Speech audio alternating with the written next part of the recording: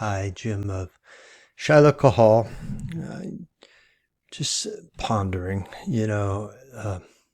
having joined what I would call the Torah communities, those of us who have now come to know that the church is not a separate entity from Israel, but we have simply, the church is Israel, and we as Gentiles have simply joined ourselves to Israel. With that comes the understanding then that we have joined ourselves to their covenant as well. And when we look back and we see the Torah that was given them, it becomes very daunting because we are many cultures removed. We are halfway around the world. We are centuries removed, millennia removed from the time frame. Things are just so different than it ever was then. And how, when we look upon the Torah, knowing, even when we give allowances for the idea that Torah was given to them as they were coming into their land as a national entity, as a nation, with a temple, with the tabernacle and a temple, and just knowing that they had all those things. But even when we remove the priesthood and the tabernacle and the nation, there's still so many things in the Torah and the instructions given to Israel that are daunting to us. And how do we figure it out? We are having to relearn the Sabbath. What does that mean to keep and honor and remember the Sabbath? What does it mean to keep and honor the foods? I think that's a little easier. What do we do with the Moedim and the instructions? Just so many things. And as I have reached out and discussed with people who would be of the church, and they're responding in typical fashion related to the idea that, what are you going back to the law? We escaped the law, and those concepts, which really, when you begin to examine, really hold no water. And so it's just all troubling. And, there's not a big market for people who want to keep Torah and figure out Israel in the United States. In Western civilization would be that'd be my guess. So most people are not terribly interested. And so we are going to be, those of us who have turned our attention to what it means to become associated with Israel and the Torah, our relationship to Torah, our obligations to Torah. Most in the church just are not interested in the discussion, and I get it. They think they've already got it figured out. The church has given them the answers, and I get all of that until the time comes when need really turns people back, wholeheartedly towards Yahuwah. We're just not going to see much of it. But now, 4 or 5 years into this struggle of trying to figure out Torah, I am firmly in the camp that says that to try to keep Torah is missing the point. We do keep Torah. We do keep Torah because of what it represents.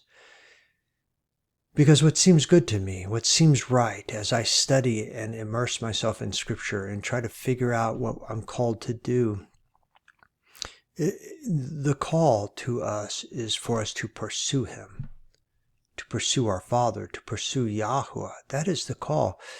And what does that mean? Does that mean figuring out Torah and keeping Torah perfectly? No. He will help us with that. There is a coming time when that new covenant comes. He's going to give us not only, He's going to give us a new body.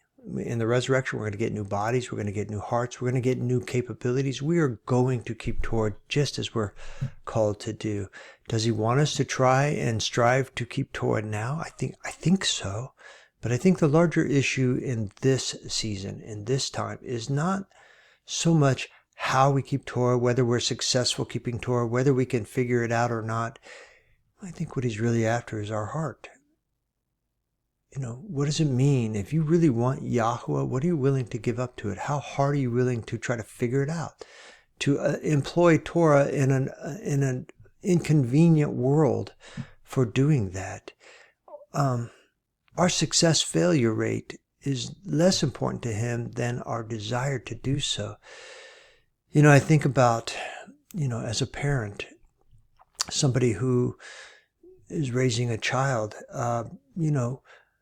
I do. I can set rules for my house, and I can if my child, my son or daughter, is able to keep those rules. I'm happy, I guess, that they are keeping those rules to the letter.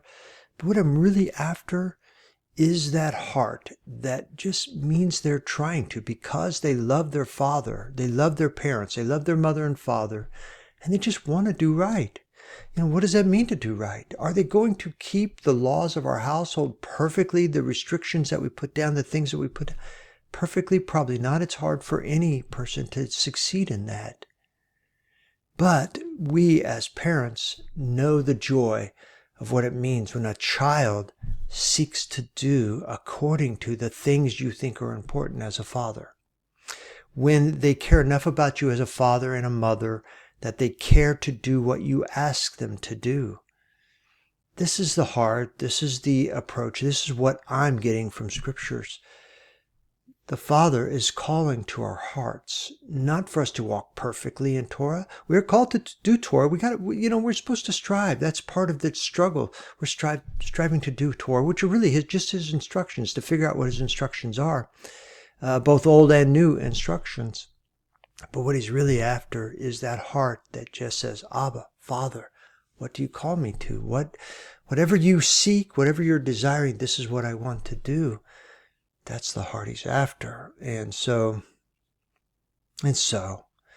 I'm just going to say to all those of the church who are questioning and hearing things about Torah and the arguments and the different things associated with it, I will say that the main thing that we all need to keep in mind as we approach these end times is that our Father is calling to our heart and wishing our heart to respond to him. That's what he's after. In humility, in lowness of being, just in that absolute Yahuwah, Father, whatever you say, approach. Well, thank you, and may you be Baruch.